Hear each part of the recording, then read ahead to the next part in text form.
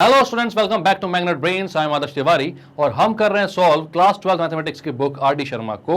तो भाई यहां पर हम कहां तक पहुंच चुके थे? तो हमने फंक्शन और रिलेशन के 2 चैप्टर पहले खत्म कर लिए हैं, पूरे के पूरे सारे क्वेश्चन सॉल्व किए हैं जितने भी अनसॉल्व है पूरी बुक में। कोई नहीं करवाता है इतने क्वेश्चन, ये तो वादा है मेरा आपसे, ठीक है। और हम कहां पर पहुंच चुके हैं भाई? अब इनवर्स ट्रिग्नोमेट्री हमने चालू कर लिया। यहां पर एक्सरसाइज नंबर 3.5 तक अपन ने खत्म कर ली है। अब हम बढ़ रहे हैं एक्सरसाइज 3.6 तक की तरफ, लेकिन उसके पहले हर एक्सरसाइज के पहले हम थ्योरी पढ़ते हैं, समझते हैं सारे जो भी हमने कॉन्सेप्ट्स हैं उनको। तो हमने क्या क्या पढ़ लिया? Sine inverse theta, cos inverse, tan inverse, cosec और सेक इनवर्स, सारी चीजें पढ़ ली हैं, ठीक है। लास्ट बचा हमारा कौन सा? कॉट इनवर्स, मतलब कोटेंजेंट। तो इसको ही पढ़ते हैं, खत्म करते हैं। तो यहां पर एक चीज वापस से मैं लिखूंगा कि किसी भी फंक्शन को अगर इन्वर्टिबल होना है, किसी भी फंक्शन को अगर इन्वर्टिबल होना है तो क्या होना जरूरी होता है भाई? उस फंक्शन का बाइजेक्शन होना जरूरी होता है। तो यहां पर अगर एक फंक्शन बाइजेक्शन है तभी वो फंक्शन क्या होता है? इन्वर्टिबल। हमें पता है कि भाई tan जो था, tan के केस की बात की जाए तो tan जो था वो ऑन टू था, क्योंकि उसमें रेंज जो है भाई वो सारे के सारे नंबर्स आ रहे थे उसकी रेंज में। मतलब उसकी कोड डोमेन को अगर आप रियल नंबर्स बोलोगे तो उसकी रेंज भी जो है वो रियल नंबर्स में आ जा रही थी, तो उसमें कोई दिक्कत की बात नहीं थी, वो ऑन टू बहुत इजीली बन जाता है। लेकिन अगर मैं बात करूं किसकी?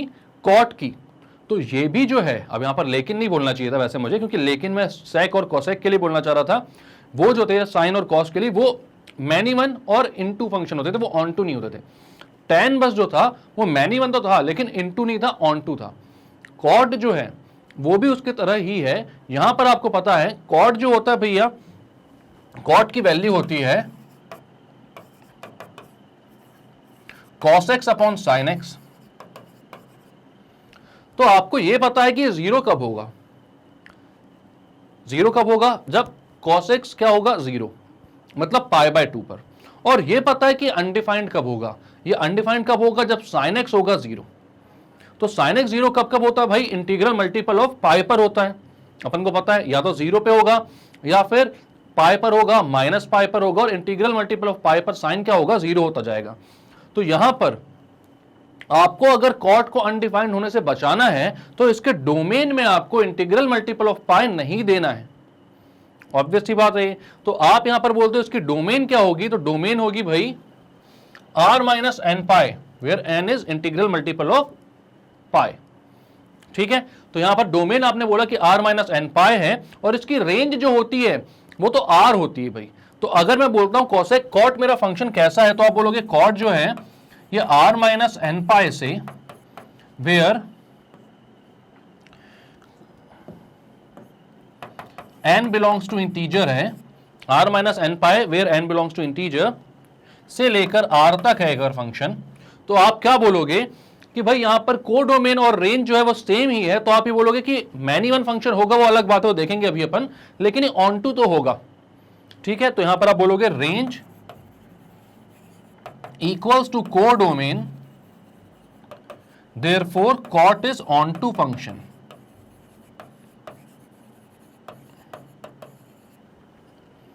कॉट रेंज में सारी वैल्यूज ले सकता है, उसको कोई दिक्कत नहीं, सारी रियल वैल्यूज में आ सकती हैं, ठीक है। तो अब यहां पर आप बोलते हो कॉट एक ऑन टू फंक्शन है, लेकिन क्या ये वन वन है कि मैनी वन है? तो इसके लिए आप क्या बनाते हो? इसका ग्राफ बनाकर देखते हो कि वन वन फंक्शन होगा कि मैनी वन फंक्शन होगा। तो यहां पर आप बोलते हो इसका ग्राफ कैसा बनेगा भाई?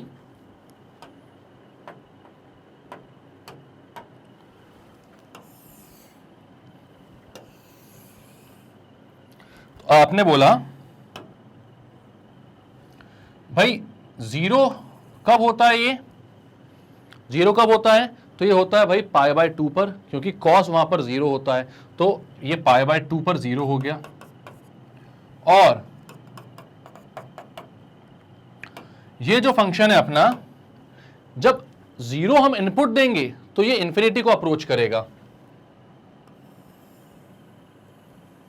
और जब हम पाई इनपुट देंगे तो भी ये इंफिनिटी को अप्रोच करेगा, ठीक है। अब सिमिलरली ये यहां पर भी होता है भाई,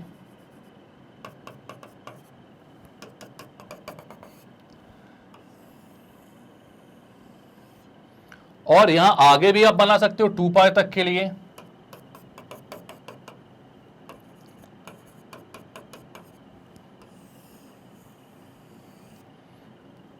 इसके पीछे भी बना सकते हो, इसके आगे भी बना सकते हो, और ऐसे ही ये फंक्शन चलता जाएगा, इसका ग्राफ ऐसा ही रहेगा। ठीक है, π/2 पर 0 हो रहा है, 3π/2 पर भी 0 हो रहा है, मतलब एक ऐसा फंक्शन है, मैन इवन फंक्शन है। तो आप बोलोगे it is a man even function.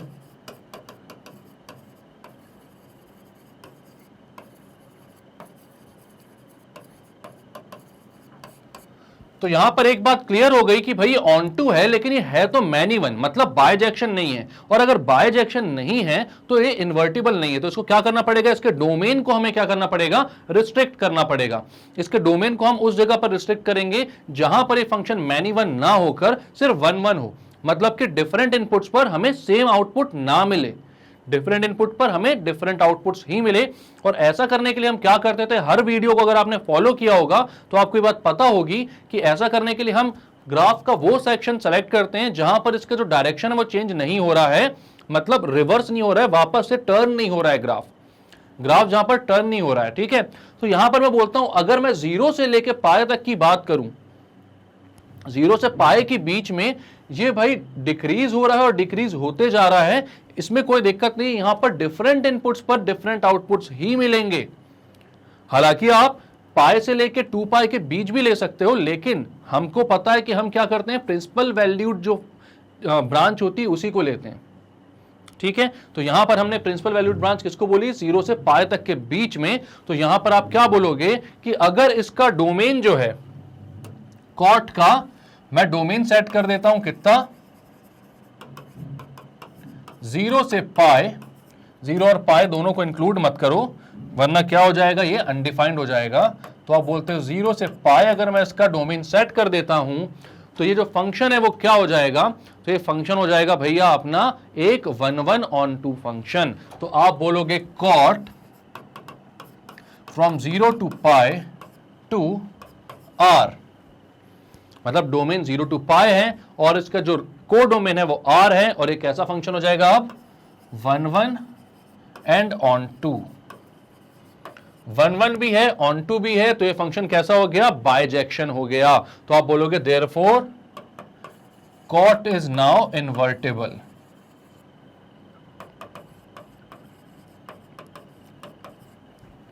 Cot कैसा बन गया, अब इन्वर्टिबल बन गया, मतलब अब इसका इन्वर्स हम निकाल सकते हैं।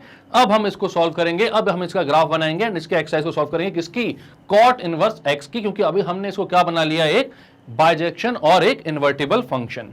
ठीक है, तो अब देखो भाई यहां पर ये लोग क्या बोल रहे हैं, इसको भी पढ़ लेते हैं अपन एक बार। तो हमने बोला कि शुरुआत यही करते हैं कि भाई कॉट एक्स जो है उसका डोमेन जो है वो r माइनस एन पाई है और वो जा रहा है रेंज r तक। तो आपको यहां पर ये समझ में आया कि जो इसका डोमेन है उसको अगर हम अलग कर लें, क्योंकि ऑन टू तो ये है, इसका रेंज भी आर है, को डोमेन भी आर है, तो ऑन टू तो ये है, लेकिन इसके डोमेन को अगर मैं चेंज कर लूं और मैं डोमेन रखता हूं 0 से पाई, तो ये एक बायजेक्शन बन जाता है और फिर ये इन्वर्टिबल बन जाएगा। तो यहां पर आप बोलोगे कॉट इनवर्स इज इन्वर्टिबल, मतलब कॉट इनवर्स उसका इनवर्स है।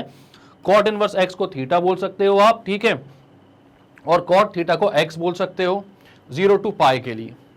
क्लियर है ये बात? ये इसका ग्राफ है जो अपन ने बनाकर देखा भी था। अब वही चीज कि भाई cot inverse of cot theta, तो वो थीटा बचेगा, और cot of cot inverse x, x बचेगा। ठीक है, ये चीजें हमने पहले भी देखी हुई हैं भाई, f of f inverse x या f inverse of f x. ठीक है, ग्राफ अब यहां पर बनाना है हमें किस चीज का भाई, इसके इनवर्स का, और कॉट एक्स का तो हमने पहले ही बना लिया है। ठीक है, तो इनने क्या बनाया भैया, ये है अपना कॉट एक्स, ठीक है, और ये है अपना कॉट इनवर्स एक्स। तो इसके ग्राफ कैसे बनेगा ये हम देख लेते हैं, क्योंकि ग्राफ बनाकर देखना बहुत जरूरी है। ठीक, तो अब मैं सबसे पहले पीछे बनाता हूं भाई कॉट एक्स का ग्राफ जो है हमारे पास, कितना है वो, ये रहा। ठीक है, या इसको हम फिर से बना लेते हैं, कोई दिक्कत नहीं है। जहां मैं बोलता हूं कॉट एक्स का ग्राफ बनाते हैं अपन प्रिंसिपल वैल्यू के लिए, तो कहां से कहां तक चाहिए अपन को, 0 से पाई के बीच में। तो वो ग्राफ कुछ ऐसा बनता है, बहुत गंदा सा बना है, इसको और ऊपर बनाते हैं। ठीक है, ये कहां है भाई, ये जो पॉइंट है ये कितना है, तो ये है आपका 0, पाई बाय, ये पॉइंट कौन सा है आपका, पाई बाय 2, 0। ठीक है, और ये है 0, ये है पाई। अब इसका अगर मुझे इन्वर्स बनाना है तो मैं क्या करता हूं,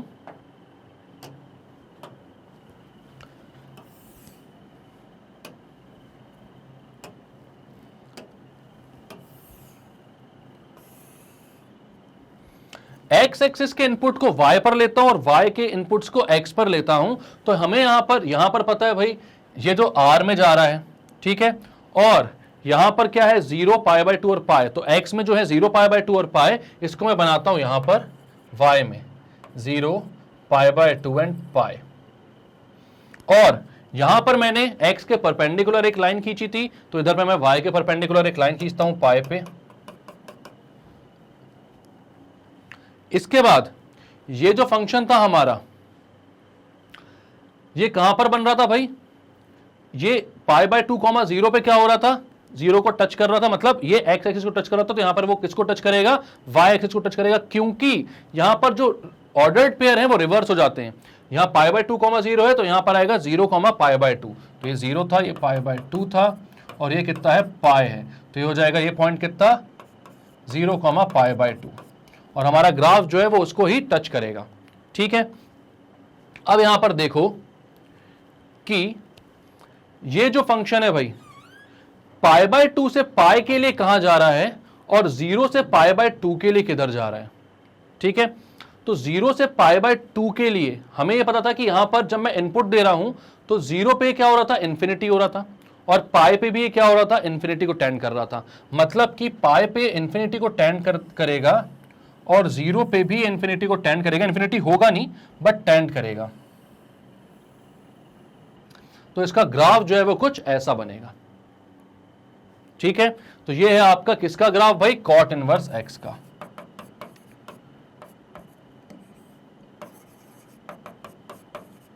और ये ग्राफ किसका है, अपना कॉट एक्स का है। और कहां से कहां तक के लिए है, तो ये सिर्फ 0 से पाई तक के लिए है और कहीं तक के लिए भी नहीं है। क्लियर है बात। तो कॉट एक्स का ग्राफ बन गया, कॉट इनवर्स एक्स का ग्राफ बन गया। हमने पढ़ लिया कि कॉट एक्स क्या होता है, कॉट इनवर्स एक्स क्या होता है। ठीक है, तो अब चलते हैं आगे भाई, इसको करते हैं क्लियर। तो अब यहां पर भाई वही बात बोल रहा है ये कि the branch of cot inverse from r to 0 to pi is called the principal value branch. मतलब यहां पर जो डोमेन है वो r हो जाता है और कोड डोमेन हो जाता है 0 टू पाई, जो कि उसकी रेंज भी होती है। इसको प्रिंसिपल वैल्यू ब्रांच बोलते हैं, और जो यहां पर वैल्यूज निकल कर आएंगे उनको प्रिंसिपल वैल्यूज बोला जाता है कॉट इनवर्स एक्स की। ठीक है, तो अब यहां पर आपको समझ में आ गया कि भाई कॉट इनवर्स एक्स की प्रिंसिपल वैल्यू क्या है और प्रिंसिपल वैल्यू ब्रांच क्या है, उसका ग्राफ कैसे बनाया जाता है, कॉट एक्स का ग्राफ कैसे बनाया जाता है। तो अब हम चलते हैं आगे, जो कि है अपना कौन सा पार्ट, क्वेश्चन वाला। तो अब सबसे पहला क्वेश्चन जो आ रहा है आपके सामने, कॉट इनवर्स ऑफ -√3 आपको सॉल्व करना है। तो देखते हैं भाई कॉट इनवर्स ऑफ -√3 कैसे सॉल्व कर सकते हो आप। अब इसकी जो वैल्यू है प्रिंसिपल वैल्यू लेकर आनी है, मतलब कहां से कहां तक की आनी चाहिए, 0 से पाई तक। अब कॉट की ऐसी वैल्यू ढूंढनी है आपको जिसमें वो -√3 के बराबर हो रहा हो। आपको पता है कि कॉट जो है वो 0 से पाई बाय 2 तक तो क्या होता है, वो पॉजिटिव रहता है, बट सेकंड क्वाड्रेंट में वो क्या हो जाता है, नेगेटिव हो जाता है। ठीक है, तो अगर इसको मैं सेकंड क्वाड्रेंट में पहुंचाऊं और मैं बोलूं भाई कॉट पाई बाय 2 प्लस कितना मैं करूंगा तो वो √3 के बराबर आएगा। तो यहां पर मैं सबसे पहले देखता हूं कि cot pi by 2 plus theta होता कितना है। तो भाई सेकंड क्वाड्रेंट में पहुंच रहा है ये, और सेकंड क्वाड्रेंट में पहुंच रहा है, लेकिन यहां पर पाई बाय 2 जो है वो ऑड मल्टीपल ऑफ 90 है। ठीक है, तो ये हो जाएगा tan थीटा, चेंज हो जाएगा फंक्शन अपना, और साइन का आएगा माइनस का, क्योंकि सेकंड क्वाड्रेंट में कॉट और tan क्या होते हैं, नेगेटिव होते हैं। तो यहां पर मैं बोल सकता हूं क्या, इसको बोल सकता हूं, अब -√3 आना है मेरे को, -√3 की वैल्यू लानी, तो पाई बाय 2 प्लस कितना करूंगा तो √3 के आसपास पहुंच सकता हूं मैं, ये सोचो आप। तो आपको यहां पर पता है कि √3 जो आएगा वो कब आएगा, जब tan जो होगा वो कितना होगा, tan कितने पे √3 होता है, तो tan होता है पाई बाय 3 पे √3। तो मतलब कि यहां पर अगर मैं लिखूं इसको cot pi by 2 plus pi by 3, तो वो हो जाएगा माइनस का tan पाई बाय 3। मतलब मैं यहां पर बोल सकता हूं cot pi by 2 plus pi by 3 कितना होगा भाई, 3 पाई प्लस 2 पाई मतलब 5 पाई बाय 6 और उसकी वैल्यू हो जाएगी माइनस का √3, माइनस का √3। ठीक है, तो अब आप क्या बोल रहे हो, अगर कॉट माइनस का √3 की वैल्यू देखने जाओ तो कॉट 5 पाई बाय 6 में आती है, तो यहां पर जो माइनस √3 है उसकी जगह आपको कॉट 5 पाई बाय 6 पुट करना है, तो यह हो जाएगा cot inverse cot 5 pi by 6, cot inverse और कॉट कैंसल, यह आएगा 5 पाई बाय 6। तो यह आ गया आपका आंसर। क्या क्या किया आपने यहां पर, तो भाई सबसे पहले देखा माइनस √3 कब आएगा कॉट में, तो आपको ये पता था कि भाई 0 से पाई के बीच में वैल्यू चाहिए, मतलब सेकंड क्वाड्रेंट तक ही जाना है अपन को, और सेकंड क्वाड्रेंट में कॉट नेगेटिव होता है ये पता है हमको, इसमें कोई दिक्कत की बात नहीं है। तो आपने बोला ठीक है भाई सेकंड क्वाड्रेंट में पाई बाय 2 प्लस थीटा लिख दिया, तो वो होता है -tan थीटा, मतलब यहां की जो भी वैल्यू होगी वो यहां पर आ जाएगी। तो tan में मैं कितनी वैल्यू रखूंगा कि पाई बाय 3, कितनी वैल्यू रखूंगा कि √3 आएगा, तो आपको पता है tan पाई बाय 3 होता है √3, तो यहां पर आपने किया cot pi by 2 plus pi by 3, ताकि यहां पर tan के साथ क्या आए, पाई बाय 3 आए, तो ये कितना हो जाएगा माइनस का tan पाई बाय 3 जो कि होता है -√3, तो पाई बाय 2 प्लस पाई बाय 3 कितना 5 पाई बाय 6, तो आपके पास वैल्यू आ गई कि -√3 जो है वो कॉट में कब आता है, तो वो आता है 5 पाई बाय 6 में। आपने पुट कर दिया, कॉट इनवर्स और कॉट कैंसल, आंसर आया 5 पाई बाय 6। क्लियर है, खत्म करते हैं क्वेश्चन को, नेक्स्ट क्वेश्चन देखते हैं क्या बोल रहा है। इसमें बोल रहा है भैया कॉट इनवर्स √3, तो यहां पर बहुत ही इजी क्वेश्चन है, क्यों, क्योंकि कॉट इनवर्स √3 की वैल्यू निकालनी है आपको, और आपको पता है, क्या पता है कि √3 जो है भाई ये पॉजिटिव वैल्यू है। कॉट की भाई कौन सी वैल्यू लेते हैं हम, 0 से पाई तक की वैल्यूज लेते हैं, यहां पर जो डोमेन रहता है कॉट का, तो हम यहां पर क्या लेते हैं, कॉट का डोमेन 0 से पाई। तो अब यहां पर एक सोचने वाली बात है आपको कि √3 है तो पॉजिटिव है, मतलब फर्स्ट क्वाड्रेंट की बात हो रही है, और हमें पता है √3 कॉट कब होता है, हमें सिर्फ यहां पर यही सोचना है कि √3 जो है वो कॉट में कब आता है। तो आपको पता है कि कॉट पाई बाय 3 अगर मैं बोलता हूं तो वो होता है भाई √3 के इक्वल, तो यहां √3 की जगह मैं कॉट पाई बाय 3 लिख सकता हूं। उसके बाद क्या कर सकता हूं, cot inverse of cot theta को मैं बोल सकता हूं थीटा के इक्वल, तो हमारा क्वेश्चन हो जाएगा सॉल्व। अब यहां पर √3 की जगह लिख दो सबसे पहले भाई कॉट इनवर्स, √3 की जगह क्या लिख रहे हो, कॉट पाई बाय 3, और कॉट इनवर्स और कॉट क्या हो जाएंगे, हट जाएंगे, फाइनल आंसर कितना आ जाएगा आपका पाई बाय 3। क्लियर है, हो गया क्वेश्चन सॉल्व। इतना इजी क्वेश्चन है, दोबारा देखने की जरूरत नहीं है यहां पर, तो करते हैं क्लियर इसको, नेक्स्ट क्वेश्चन में बढ़ते हैं। अब यहां पर कॉट इनवर्स -1/√3, तो यहां पर देखने की जरूरत है आपको, क्यों है देखने की जरूरत, क्योंकि भाई माइनस में आ रहा है ये, मतलब कि कौन से क्वाड्रेंट में पहुंचेगा, ये सेकंड क्वाड्रेंट में पहुंचेगा। 0 to पाई अपन लेते हैं इसका डोमेन अगर, तो अपन को सेकंड क्वाड्रेंट में जाना है, यहां पर माइनस लाना है, वो भी 1/√3 का। तो अब ये कैसे ला सकते हैं अपन, तो हमें पता है कि अगर मैं बोलूं सेकंड क्वाड्रेंट में पहुंचना तो कॉट 90 प्लस थीटा बोल सकता हूं मैं, या फिर मैं ले सकता हूं कॉट 180 माइनस थीटा। ठीक है, अब कॉट 180 माइनस थीटा होता है माइनस का कॉट थीटा, और कॉट 90 प्लस थीटा होता है माइनस का tan थीटा। ठीक है, तो आप tan थीटा से ज्यादा फैमिलियर होगे मेरे ख्याल से, तो आप कॉट 90 प्लस थीटा को लेकर चलो, और यहां पर बोलो ये होता है किसके इक्वल, माइनस के tan थीटा के इक्वल। जनरली हम साइन कॉस tan पढ़ते हैं, तो साइन कॉस tan में सबसे ज्यादा फैमिलियर रहते हैं, क्योंकि पहले वही तीनों पढ़ते हैं, बाद में आता है कोसेक सेक और कॉट। हालांकि वैल्यूज में ज्यादा डिफरेंस नहीं है, लेकिन फिर भी हम साइन कॉस tan से ज्यादा कंफर्टेबल होते हैं। तो ये जेन्युइन अगर एक जनरल सी थॉट है, तो यहां पर आप क्या बोलोगे, cot 90 plus theta equals to -tan theta वाले से सॉल्व करो इसके सारे क्वेश्चंस, तो ज्यादा इजीली हो जाएंगे।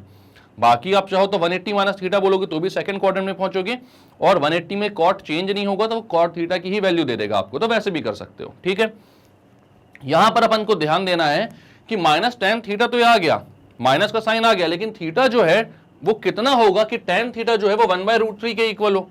तो यहां पर आप बोलोगे कि भाई अगर मैं बोलता हूं थीटा जो है वो पाई बाय 6 है, थीटा जो है पाई बाय 6 है, तो भाई पाई बाय 6 पर tan कितना होता है, tan पाई बाय 6 होता है, हमें पता है 1/√3।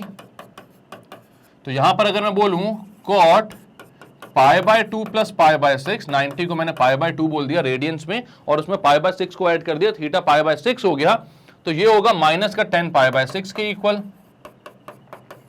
मतलब कॉट, अब पाई बाय 2 प्लस पाई बाय 6 कितना होता है भाई, यहां पर दोनों का एलसीएम ले लो 2 और 6 का, तो वो हो जाएगा 6, 2 3 जा 6 तो 3 पाई प्लस पाई मतलब क्या हो जाएगा 4 pi upon 6 equals to minus 10 pi by 6 मतलब माइनस 1 बाय रूट 3, 4 पाई और ये 6 कैंसिल होगा तो 2 बाय 3, तो ये आ गया कॉट 2 पाई बाय 3 और इसकी वैल्यू आ रही है माइनस 1 बाय रूट 3। तो क्लियर है, यहां पर क्या किया आपने, 90 में कितना ऐड किया 30, तो आना कितना चाहिए था भाई 120, 2 पाई बाय 3 कितना होता है, तो पाई बाय 3 होता है 60, 2 इंटू 60 कितना होता है 120, मतलब सही आ रहा है अपना, कोई दिक्कत की बात नहीं है। तो यहां पर आपने क्या देख लिया भाई कि cot 2 pi by 3 second quadrant में कितना होता है माइनस 1 बाय रूट 3 के इक्वल होता है। तो यहां पर आप क्या करोगे, माइनस 1 बाय रूट 3 की जगह रख दोगे कितना भाई कॉट 2 पाई बाय 3, तो आप बोलते हो cot inverse cot 2 pi by 3, cot inverse और कॉट कैंसिल आउट हो जाएंगे, आंसर आएगा 2 पाई बाय 3। तो क्या देखा आपने यहां पर, आपने देखा कि भाई आपको माइनस 1 बाय रूट 3 की वैल्यू चाहिए थी। अब कॉट जो है उसका डोमेन 0 से पाई होता है, मतलब हमें सेकंड क्वाड्रेंट तक पहुंचना है और उसमें ही सारी वैल्यूज निकालकर लेकर आनी है। तो माइनस 1 बाय रूट 3 कैसे आ सकता है, तो आपने बोला कॉट 90 प्लस थीटा जो होता है वो माइनस टेन थीटा के इक्वल होता है। तो यहां पर थीटा की वैल्यू क्या चाहिए कि टेन थीटा की वैल्यू 1 बाय रूट 3 आए, तो आपने बोला pi by 6, 10 pi by 6 is 1 by root 3। तो यहां आपने लिखा 90 को pi by 2, cot pi by 2 plus pi by 6 किसके इक्वल है माइनस 10 पाई बाय 6 के, क्योंकि यहां पर थीटा होता है जब तो टेन थीटा हो जाता है, यहां पाई बाय 6 है तो माइनस 10 पाई बाय 6 हो जाएगा, पाई बाय 2 प्लस पाई बाय 6 हो जाएगा 2 पाई बाय 3 और 10 पाई बाय 6 की वैल्यू 1 बाय रूट 3 वो भी माइनस का आपने यहां पर पुट कर दिया, फाइनल आंसर आ गया 2 पाई बाय 3। क्लियर है। नेक्स्ट क्वेश्चन क्या बोल रहा है, cot inverse tan 3 pi by 4। ठीक है भाई, तो cot inverse tan 3 pi by 4 को सॉल्व करते हैं, तो tan 3 पाई बाय 4 की वैल्यू कितनी होती है, सबसे पहले तो ये निकालना पड़ेगा अपन को। तो हम यहां पर आते हैं और tan 3 पाई बाय 4 की वैल्यू निकालते हैं। अब यहां पर हमें पता है पाई by 4 is 45 degree, 3 into 45 is 135 degree, मतलब कि ये कितना हो जाएगा tan 135 which is equals to tan 90 plus 45, ठीक है, या फिर which is equals to tan 180 minus 45, 180 minus 45 is also 135, ठीक है। अब tan 180 माइनस थीटा किसके इक्वल होता है, माइनस के tan थीटा के। सेकेंड क्वाड्रेंट में tan कैसा होगा, नेगेटिव होगा, और tan 180 minus theta is minus tan theta, तो ये हो जाएगा माइनस का tan 45, तो minus tan 45 is minus 1 by root 2। Clear है। तो यहां पर आ गया भाई कॉट इनवर्स और यहां पर कितनी वैल्यू आ गई माइनस 1 बाय रूट 2, ठीक है, तो आप लिखते हो माइनस 1 बाय रूट 2। अब माइनस 1 बाय रूट 2 जो है ये कॉट में कब आता है, कॉट में माइनस 1 बाय रूट 2 कब आता है, तो आप बोलोगे आपको पता है कि cot 90 plus theta is minus cot minus tan theta. अब थीटा कितना होगा, तो माइनस 1 बाय रूट 2 आएगा, मतलब थीटा कितना होगा कि tan 1 बाय रूट 2 बना लेगा, ठीक है, tan थीटा कितना होगा कि 1 बाय रूट 2 उसकी आउटपुट आए। तो आप बोलोगे भाई 1 बाय रूट 2 आता है 45 डिग्री में, तो यहां पर 45 या फिर पाई बाय 4 बोल लो आप। तो यहां पर आप क्या बोलोगे, इसको बोलोगे कॉट 90 को बोल दो पाई बाय 2, क्योंकि रेडियंस में आंसर चाहिए होता है, plus pi by 4 equals to minus tan pi by 4, इसकी वैल्यू कितनी आएगी, तो हो जाएगा cot pi by 2 plus pi by 4, मतलब कि यहां पर 2 2 जा मतलब 2 pi plus pi equals to minus tan pi by 4 which is 1 by root 2, ये कितना हो जाएगा 3 पाई बाय 4, तो cot 3 pi by 4 equals to minus 1 by root 2। तो यहां इसकी वैल्यू भी कितनी आ रही है पूरी, cot inverse cot 3 pi by 4, cot inverse और कॉट क्या हो जाएंगे कैंसल आउट, तो आंसर आएगा 3 पाई बाय 4। क्लियर है।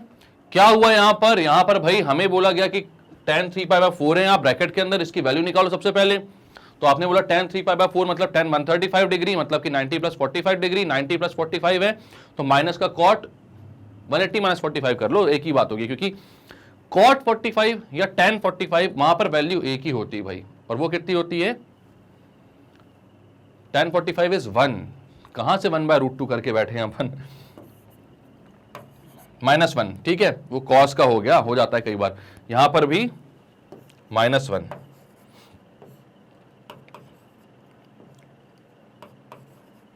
आंसर चेंज नहीं होगा आपका यहां पर, क्योंकि अपन ने 1/√2 गलती से ले लिया दोनों चीजों का, तो आंसर चेंज नहीं होगा भाई। यहां पर क्या है, यहां पर समझने वाली बात है कि tan 45 इज 1/√2 तो कॉस और साइन में होता है, ठीक है। तो यहां कितना हो गया, tan 45 माइनस का, तो वो -1 के इक्वल हो गया। आपने क्या किया, अब -1 जो है वो कॉट में कब आएगा, तो आपने बोला कॉट 90 + थीटा, ठीक है। अब 90 में कितना आप ऐड करोगे, क्योंकि यहां पर कॉट 90 + थीटा होता है माइनस का tan थीटा, तो थीटा की कितनी वैल्यू होगी कि वो -1 आए। पिछली बार मैं -1/√2 इतने जोश में बोल रहा था भाई, ठीक है, आप लोगों ने बताया भी नहीं मुझे ठीक है, चलो, तो यहां पर आप क्या बोलोगे, -1 चाहिए ना आपको, तो 1 जो है वो tan में कब आता है, तो वो आता है π/4 पे, ठीक है, π/4 पे 1 आता है, ठीक। तो यहां पर आप क्या करोगे, इस पूरे को 1 से इक्वेट करवाना है tan थीटा को, तो थीटा कितना होना चाहिए, π/4, तो यहां पर 90 + π/4 करते आप, मतलब 90 को आप π/2 करते, तो π/2 + π/4 किया आपने, तो आगे कितना 3π/4, और वहां आपकी वैल्यू कितनी आ गई, -10π/4, जो कि होता है -1। यानी आपको समझ में आ गया कि -1 जो है वो कॉट में कब आएगा, तो वो आएगा 3π/4 पर। तो यहां पर आपने -1 की जगह कितना लिख दिया, कॉट 3π/4, और कॉट इनवर्स और कॉट कैंसिल आउट, आंसर कितना हो गया, 3π/4। क्लियर है, करते हैं क्लियर इसको। नेक्स्ट क्वेश्चन में बढ़ रहे हैं भाई। Find the domain of f of x cot x + cot inverse x, ठीक है। तो अब cot x और cot इनवर्स x का जो है हमें डोमेन निकालना है। तो आप बोलोगे भाई cot x का डोमेन क्या होता है, तो cot x का डोमेन आप लोगों को याद है, हमें क्या करना था, इसका जो डोमेन था वो होता था भाई r - nπ। nπ हमें नहीं चाहिए होता था, क्योंकि cot जो है वो sin अपॉन cos होता है, cos अपॉन sin होता है, और sin जो है वो nπ पे क्या होता है, 0, where n belongs to integers, ठीक है। तो ये हमें नहीं चाहिए होते थे, r से ये सारी चीजें जो nπ इंटीग्रल मल्टीपल ऑफ पाई जो थे वो माइनस करने। तो अब यहां पर आपको cot इनवर्स x का भाई चाहिए है क्या, डोमेन। तो उसका डोमेन आपको पता है, cot इनवर्स x का डोमेन क्या होता है, तो cot इनवर्स x का डोमेन होता है भाई r। इन दोनों का इंटरसेक्शन क्या होगा भाई, यहां पर डोमेन r है, यहां पर डोमेन r - nπ है, where n belongs to integer. तो आपने क्या बोला, इन दोनों का इंटरसेक्शन क्या होगा, तो इंटरसेक्शन ऑफ डोमेन, तो आप बोलोगे domain of f of x, जो कि आपको क्या दिया है, cot x + cot inverse x। भाई यहां पर पूरे r आ रहे हैं, और यहां पर r में से nπ को आप माइनस कर रहे हो, तो छोटा वाला पार्ट कौन सा है, तो इसमें तो सब आ रहे हैं, इसमें लेकिन कुछ कम पार्ट आ रहे हैं, और हमें इंटरसेक्शन में देखना होता है भाई, अगर जिसकी कोई लिमिटेशंस हैं तो उसको हमें इंक्लूड करना पड़ता है। यानी कि इन दोनों को अगर हमें एक साथ ऐड करना है, या सब्ट्रैक्ट करना, मल्टीप्लाई करना, डिवाइड करना, कुछ भी करना है, इन पे ऑपरेशन चलाना है, तो दोनों की डोमेन का ध्यान रखना पड़ेगा। अब cot इनवर्स x को तो कोई दिक्कत नहीं पूरे r में, लेकिन इसको दिक्कत है भाई, तो यहां पर इसका डोमेन जो है वो लिमिटेशंस हमें प्रोवाइड कर रहा है, तो उसका ही जो डोमेन हो वही मेन हो जाएगा, ठीक है। यहां पर आप बोलोगे r में से nπ को माइनस कर रहे हो, मतलब यहां पर कम वैल्यूज आ रही हैं, यहां पर तो r पूरी वैल्यूज आ रही हैं, इनका जो इंटरसेक्शन होगा वो कौन सा होगा, r - nπ। तो इसका जो आंसर होगा वो यही होगा भाई, r - nπ such that n belongs to integer. Clear है, इजी क्वेश्चन है, कोई दिक्कत की बात नहीं है। दोनों का डोमेन देखा हमने, देखा इन दोनों का जब इंटरसेक्शन लेंगे तो क्या आएगा, तो r - nπ आएगा, ठीक है। तो वो हमने आंसर दे दिया। करते हैं क्लियर, बढ़ते हैं नेक्स्ट क्वेश्चन पे भाई।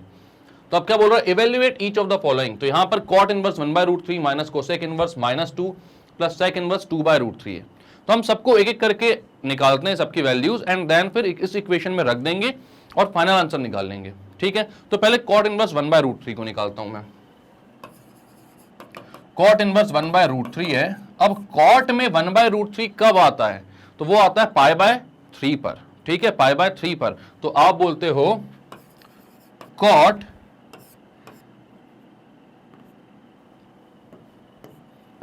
Inverse cot π/3, cot inverse cot π/3, यहां पर cot इनवर्स और cot हो जाएंगे कैंसल आउट, बचेगा सिर्फ π/3। ये हो गया आपका आंसर, cot इनवर्स 1/√3 का कितना आ रहा है, π/3, ठीक है। अब माइनस का है, माइनस का साइन अभी छोड़ दो, कोसेक इनवर्स -2 है, ठीक है, तो कोसेक इनवर्स -2 को देखते हैं अपन भाई। कोसेक इनवर्स -2 कब आएगा? तो आपने बोला कोसेक इनवर्स में, कोसेक में -2 कब आता है? तो कोसेक में -2 कब आएगा भाई? कोसेक हमारे को पता है कहां से कहां तक लेना है हमको, -π/2 से 0 और 0 से π/2 तक जाना है इसकी वैल्यू, है ना, कोसेक की। तो यहां पर आपके पास कोसेक के लिए कौन सी वैल्यूज है जिसमें -2 है? तो कोसेक में तो सोचने की जरूरत ही नहीं है, आपको ये पता है अगर कि कोसेक की 0 से π/2 में कौन सी वैल्यू है जिसमें 2 आता है, तो आपको ये भी पता है कि कौन सी वैल्यू होगी जिसमें -2 आता है। कैसे? क्योंकि हमें पता है यहां पर कि कोसेक ऑफ -θ होता है माइनस का कोसेक थीटा। तो ये हमारी काफी मुश्किलें जो है वो आसान कर देता है। यहां पर हमें चाहिए भाई कितना? कोसेक का -2 चाहिए। -2 कोसेक थीटा में कब आता है? तो वो आता है भाई जब साइन होता है 1/2 मतलब कि π/6 पर। ठीक है, तो यहां पर आप बोलोगे cosec of -π/6 equals to minus cosec π/6 is equals to -1/2। ठीक है, आपने देख लिया कि -2 की वैल्यू कितनी, -2, -1/2 नहीं, -2। तो आपने देख लिया यहां पर क्या कि -2 की वैल्यू कितनी आ रही है, कितनी आ रही है? कोसेक -π/6। यहां पर आप कर देते हो पुट, तो ये हो जाता है cosec inverse cosec -π/6। Cosec inverse और कोसेक क्या हो जाएगा? कैंसिल आउट, आंसर कितना आएगा? -π/6। ठीक है, अब इसके साथ माइनस अलग से है, उसको जब हम इक्वेशन में लिखेंगे तो दोनों प्लस हो जाएंगे, वो करेंगे हम बाद में। अब क्या है? सेक inverse 2/√3।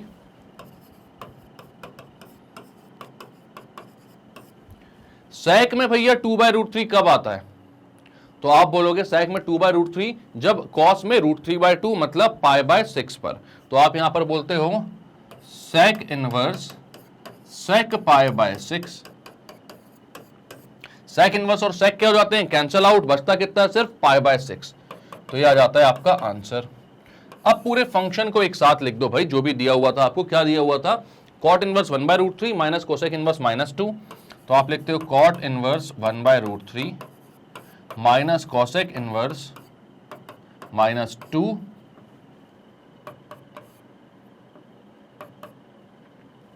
Plus sec inverse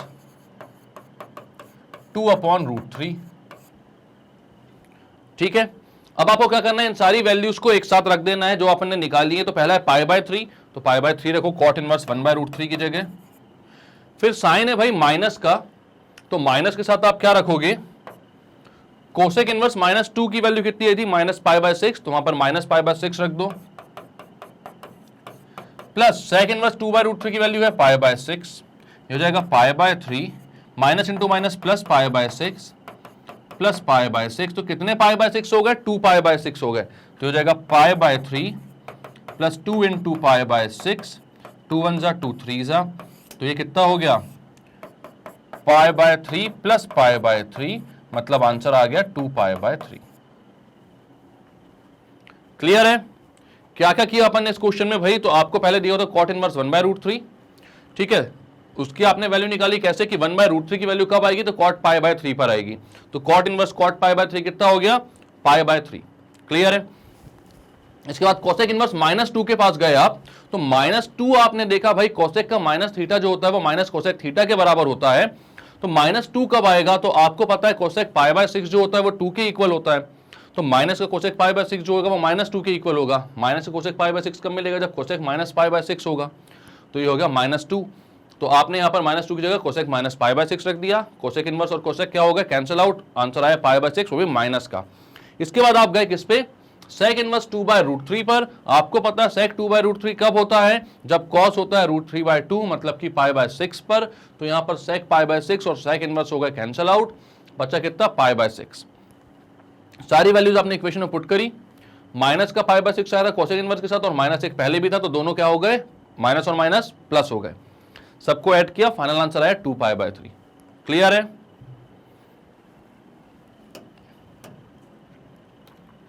next question, cot inverse 2 cos sine inverse √3/2। Cot के अंदर, कॉट इनवर्स के अंदर 2 कॉस उसके अंदर साइन इनवर्स रूट 3/2। तो हमें पता है कि ऐसे क्वेश्चन के लिए हम क्या करते हैं, सबसे पहले सबसे अंदर वाले फंक्शन से स्टार्ट करेंगे। साइन इनवर्स रूट 3/2 की वैल्यू कितनी है,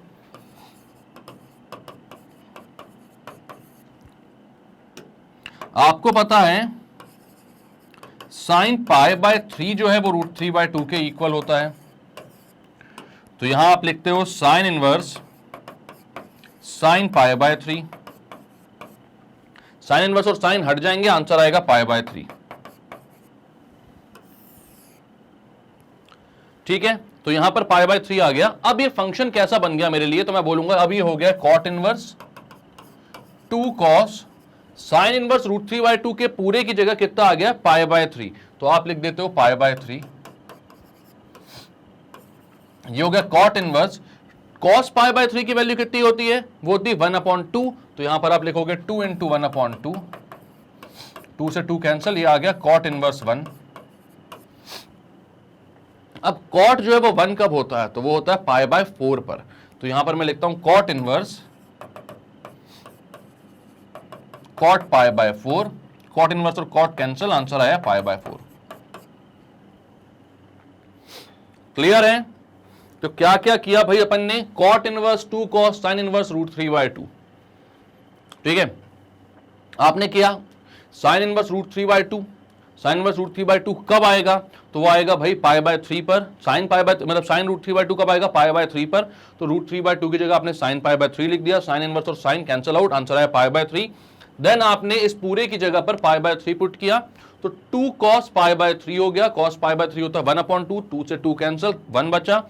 कॉट 1 कब होता है, π/4 पर। तो कॉट इनवर्स कॉट π/4 हो गया, आंसर आ गया π/4। क्लियर है, इजी क्वेश्चन है ये सारे। नेक्स्ट क्वेश्चन क्या बोल रहा है, cosec inverse -2/√3 plus 2 cot inverse -1। ठीक है, तो मैं बोलता हूं कोसेक इनवर्स -2/√3 कितना होगा, अलग अलग कर लेते हैं दोनों को सॉल्व। -2/√3 यार कोसेक में कब आता है, जब हमें पता है कि कोसेक का माइनस थीटा जो होता है वो माइनस कोसेक थीटा के इक्वल होता है। तो मैंने बोला अगर इतना पता है तो आंसर निकाल लो ना भाई, cosec minus theta minus cosec theta के इक्वल है। तो यहां पर क्या हो जाएगा, 2/√3 कोसेक में कब आता है, जब साइन में √3/2 आता है। साइन में √3/2 कब आता है, π/3 पर। तो यहां पर आप बोलोगे कोसेक का माइनस π/3 हो जाएगा माइनस कोसेक π/3, यानी कि -2/√3।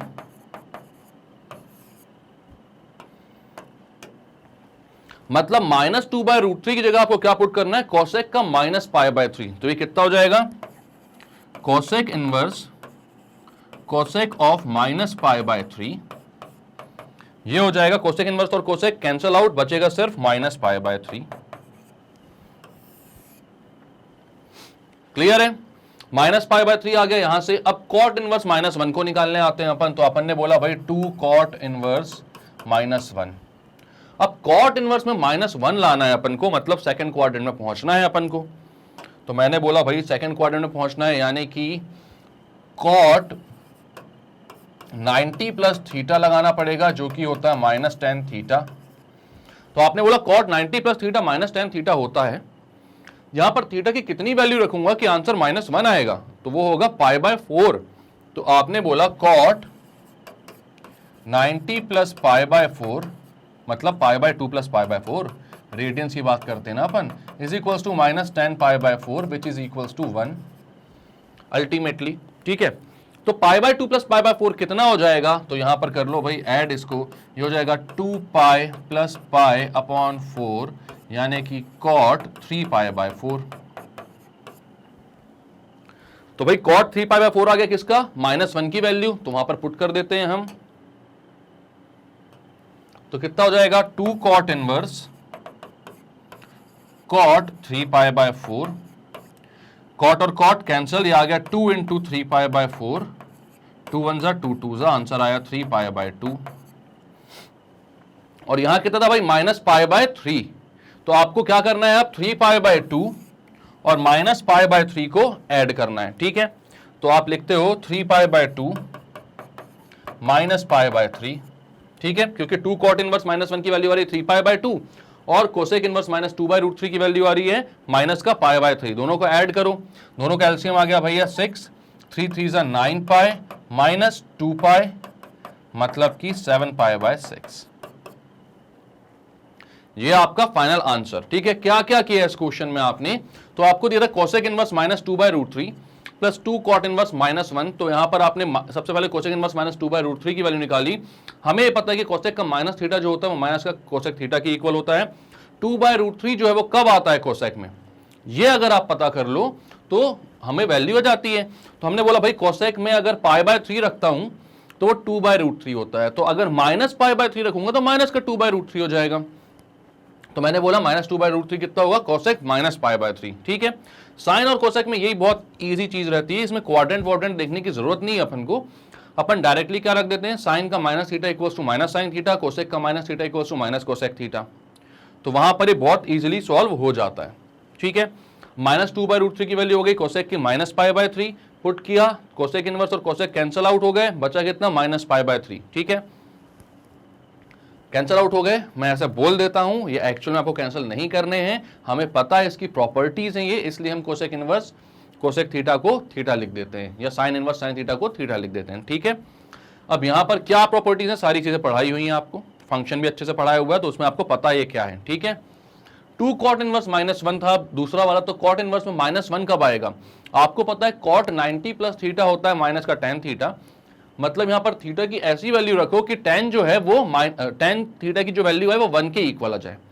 तो tan कब 1 होता है, π/4 पर, तो यहां पर थीटा की जगह π/4 रख दिया, 90 की जगह π/2 लिख दिया क्योंकि रेडियंस में निकाला, दोनों को ऐड किया, तो आंसर है cot 3π/4 जिसकी वैल्यू माइनस tan π/4 की इक्वल हो रही थी और वो हो रही थी -1।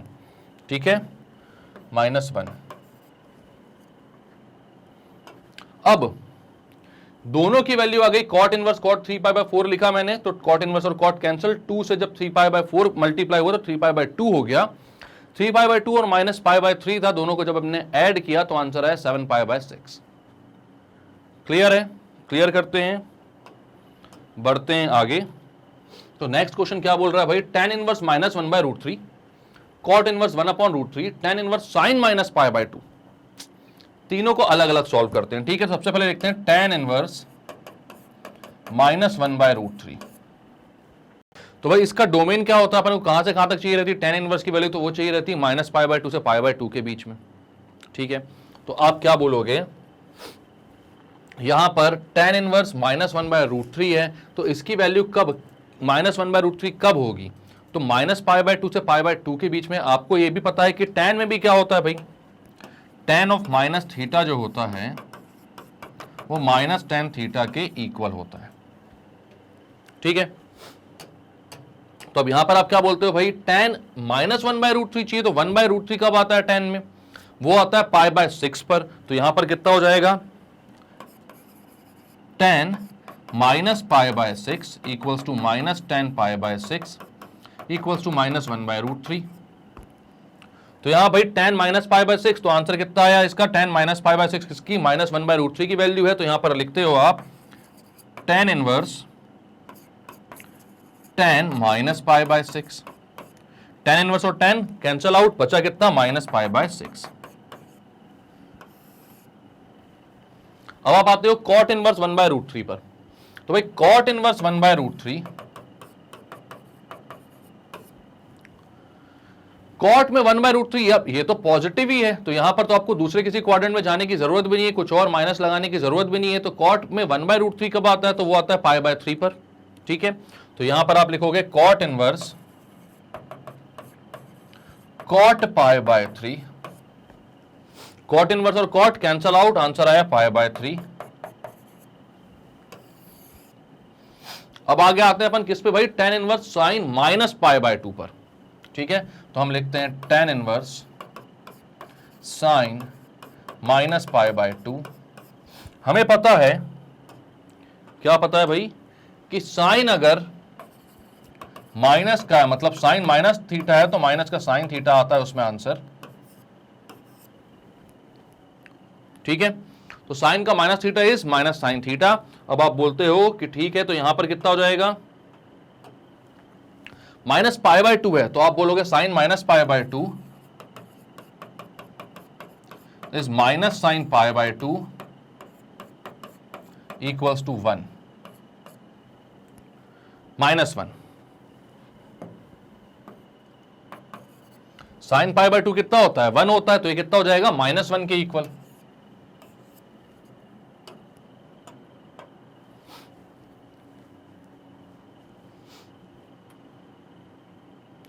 ठीक है, अब यहां पर भाई साइन पाई बाय 2 है -1 के इक्वल, और -1 tan में कब आता है? तो आप बोलोगे tan में 1 कब आता है? पाई बाय 4 पर। तो -1 कब आएगा भाई? तो आप यहां पर बोलते हो tan इनवर्स, ये कितना हो जाएगा? -1 सबसे पहले तो। अब -1 tan में कब आएगा? तो वो आता है -π/4 पर। ठीक है, आप बोल सकते हो tan of -π/4 equals to -tan π/4 equals to -1।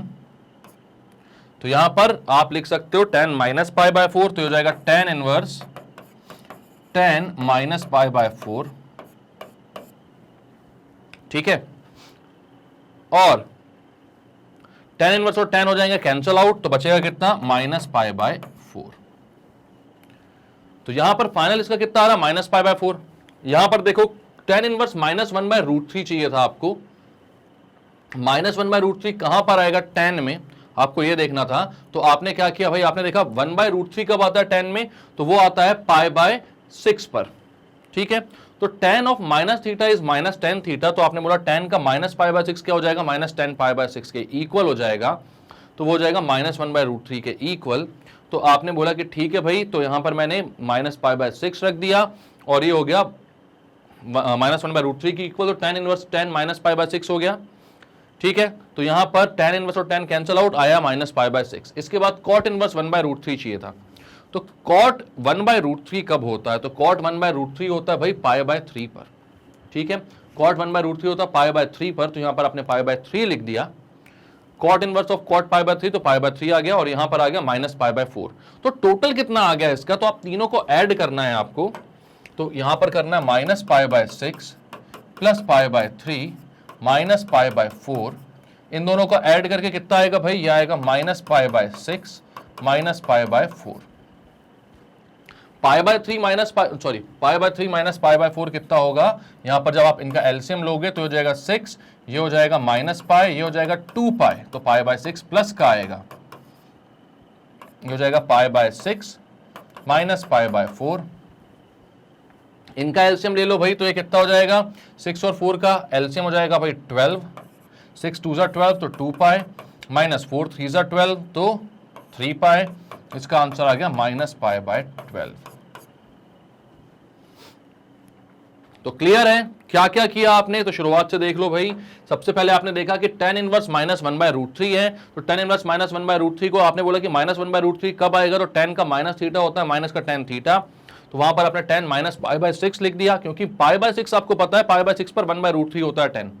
तो यहां पर थीटा की वैल्यू अपन को चूज करनी होती है, तो क्या करोगे आप? क्योंकि -θ माइनस tan थीटा के इक्वल हो रहा है, तो यहां पर π/6 लिख दो, तो tan का -tan का π/6 हो जाएगा, जो कि -1/√3 हमको वैल्यू दे देगा।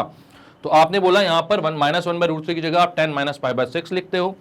tan इनवर्स और tan -π/6 कैंसिल आउट हो जाएंगे, tan और tan इनवर्स, बचेगा सिर्फ -π/6। उसके बाद cot इनवर्स 1/√3, नेगेटिव का साइन नहीं है, मतलब 0 से π/2 के बीच में ये वैल्यू आ जाएगी। तो आपने बोला भाई cot 1/√3 कब होता है? तो वो होता है π/3 पर, तो आपने लिखा cot इनवर्स ऑफ cot π/3, तो cot इनवर्स और cot हो गए कैंसिल आउट, बचा कितना? सिर्फ π/3। ठीक है, अब π/3 यहां पर बच गया है। आप क्या करते हो? tan इनवर्स sin -π/2 पर आते हो। ठीक है, अब यहां पर आपने लिखा tan इनवर्स sin -π/2, -π/2 है, तो आपको पता है sin -θ कितना होता है? माइनस ऑफ sin θ के इक्वल होता है। ठीक है, तो आपने क्या बोला कि साइन का -θ माइनस sin θ के इक्वल है, तो साइन का -π/2 माइनस के sin π/2 के इक्वल होगा, तो उसको आपने बोल दिया -1। अब tan इनवर्स ऑफ -1 आपके पास आ गया था। 1 कब आता है tan में? तो वो होता है π/4 पर। तो आपको यहां पर दिख रहा है कि 1 जो है वो π/4 पर है, तो tan का -π/4 माइनस tan π/4 हो जाएगा, तो वो -1 दे देगा। तो यहां पर -1 की वैल्यू कहां आएगी?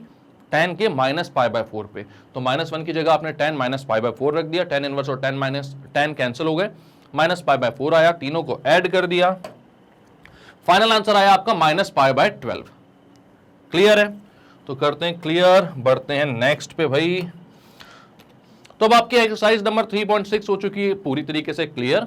हमने क्या क्या किया यहां पर, तो भाई सबसे पहले हमने एक्सरसाइज जब 1 करी थी, स्टार्ट किया चैप्टर, साइन इनवर्स की सारी प्रॉपर्टीज पढ़ी, उसकी एक्सरसाइज, उसके क्वेश्चंस कर लिए, टेन इनवर्स की, फिर कोसेक, कॉस, सेक, कॉट सबके कर लिए हमने।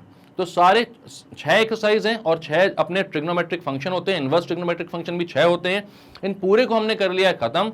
अगर कोई भी आपसे वीडियो स्किप हो गया है तो भाई स्किप मत करो, सीरीज को पूरा एक साथ देखते हुए चलो, क्योंकि अगर चीजें छूटेंगी तो कॉन्सेप्ट छूट जाएंगे, आगे के क्वेश्चंस आपसे नहीं बनेंगे। तो सारे वीडियो साथ में देखो, अच्छे से क्वेश्चन करते हुए चलो। इतने क्वेश्चंस कोई कहीं नहीं करवाता, गारंटी मेरी, अगर इतने क्वेश्चंस आप कर लोगे मैथ्स में फुल मार्क्स लेकर आ जाओगे भाई। ठीक है, तो अगर अच्छे से करते हो तो करते हुए चलो साथ में। और अगर आपको वीडियोस देखने में कोई भी दिक्कत आ रही है, परेशानी आ रही है, अगर आपको नहीं मिलता है कि कौन सा वीडियो कहां पर है, तो भाई magnetbrains.com पर जाइए। यहां पर आपको सारे के सारे क्लासेस का ऑप्शंस देखने को मिल जाएगा। क्लास 12th पे आप क्लिक कीजिए, मैं जो भी यहां पर पढ़ा रहा हूं वो आपको यहां पर देखने को मिल जाएगा। मैथ्स यहां पर आप आएगा, मैथ्स पर देखिए, वॉच नाउ पर क्लिक कीजिए। ठीक है, क्लास 12 के सारे कोर्सेज खुलेंगे यहां पर, वॉच नाउ पे क्लिक कीजिए। वॉच नाउ पे जैसे क्लिक करोगे, यहां पर मैंने जितने भी कोर्सेज करवाए हैं वो आपको यहां पर दिख जाएंगे, टाइटल के साथ, डिस्क्रिप्शन के साथ। कोई भी वीडियो आपसे मिस हुआ तो वहां पर जाकर देखिए, किसी का रिवीजन करना है तो वो भी कर लीजिए, सब कुछ अवेलेबल है। जैसे आप वीडियो पे क्लिक करोगे वीडियो चालू हो जाएगा भाई, आराम से देख सकते हो, पढ़ सकते हो। ठीक है, तो कोई भी चीजें छोड़नी नहीं है, अच्छे से मेहनत करते रहना है, और हार्ड वर्क कब हो जाता है पता भी नहीं चलता अगर इंटरेस्ट लेके पढ़ाई करो तो। ठीक है, अब इतनी मेहनत अगर हम अपने साइड से कर रहे हैं तो थोड़ा सा तो आप भी कर सकते हो। लाइक कीजिए इस वीडियो को, सब्सक्राइब कीजिए हमारे चैनल को, और शेयर कीजिए हर उस स्टूडेंट तक जो कि क्लास 12 से लेके केजी से लेके क्लास 12 तक कोई भी सब्जेक्ट पढ़ता है, क्योंकि यहाँ पर 100% फ्री और क्वालिटी एजुकेशन है। बहुत ही एक्सपीरियंस फैकल्टी की यहाँ पर टीम है जो कि दिन रात मेहनत करती है आपके लिए वीडियोस बनाने में, तो इतना तो आप भी कर सकते हो। तो चलो बच्चों, मिलते हैं नेक्स्ट वीडियो में, तब तक के लिए bye bye and take care.